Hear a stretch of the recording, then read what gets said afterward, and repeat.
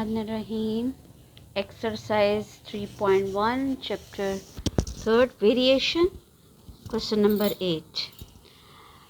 Table given है हमें, ठीक है। और if x y varies on x, so it is direct variation, so complete the table. ठीक है, डायरेक्ट वेरिएशन का क्वेश्चन है, टेबल को कंप्लीट करना है।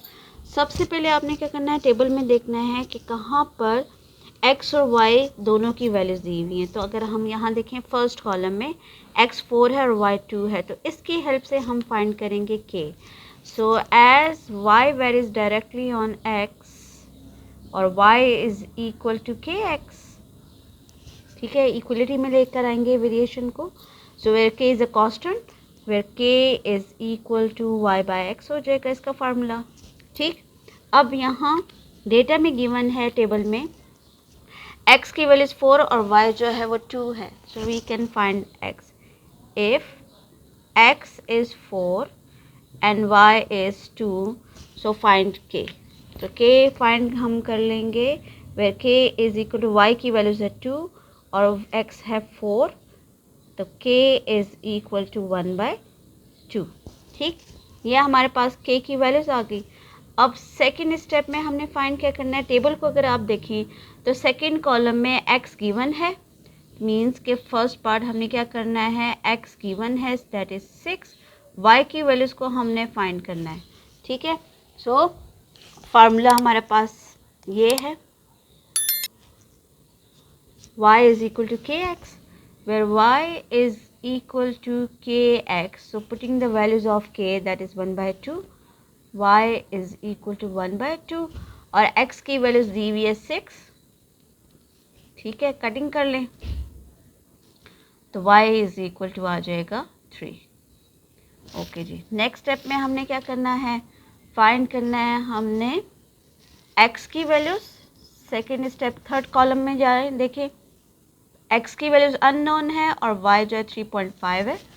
So y is equal to 3.5 where x is equal to question mark. हमने x को find करना है, यहीं से लें फ्रॉम इक्वेशन फर्स्ट। इसको अगर हम फर्स्ट इक्वेशन दे दें तो इस फर्स्ट इक्वेशन से ही x का फार्मूला हम डिराइव करेंगे। तो y इज इक्वल टू के x where x is equal to y by के।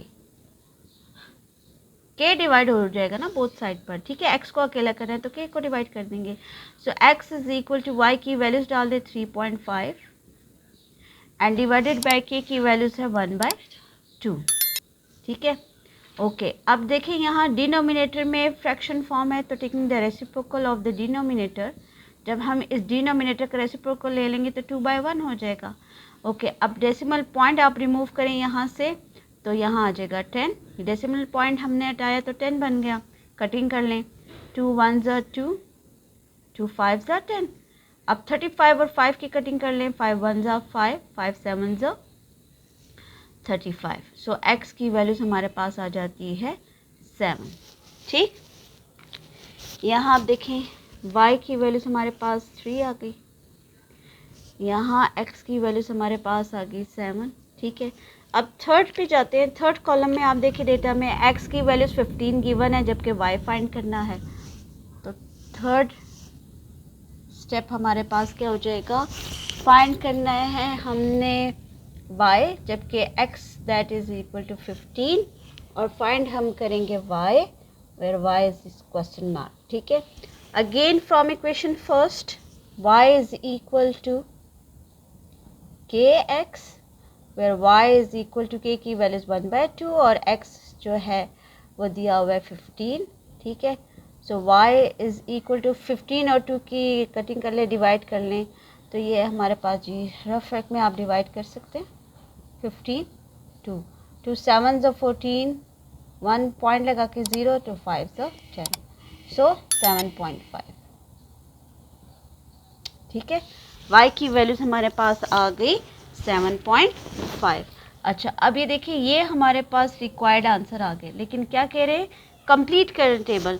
तो आपने अब सारी वैल्यूज़ जो हैं वो इस टेबल में लिखकर इस टेबल को कंप्लीट कर दें। तो आंसर को मैं शो करती हूँ भी कि किस तरीके से आपने इस आंसर को शो करना है। ओके, टेबल आपने बनानी, ठीक है। So complete table is as under. तो अब देखिए y की x की वैल्यू 6 जब आपने डाली थी लोग यहाँ पर, तो y क्या आया था 3, तो आपने y लिखना है 3, ठीक है। जब x की वैल्यू 3.5 गिवन थी तो सॉरी y की वैल्यू 3.5 गिवन थी, तो x की वैल्यू क्या आई थी 7, ठीक है। और जब x और 15 गिवन था थर्ड स्टेप में, तो y आया है 7.5, तो ये आ जाएगा जी 7.5। तो ये हमारा कंप्लीट आंसर आ गया। इस तरीके से आपने शो करना है इसको। सो नेक्स्ट इंशाल्लाह नेक्स्ट एक्सरसाइज नेक्स्ट वीडियो में। सो कीप वॉचिंग, सब्सक्राइब करना ना भूलें। Thank you.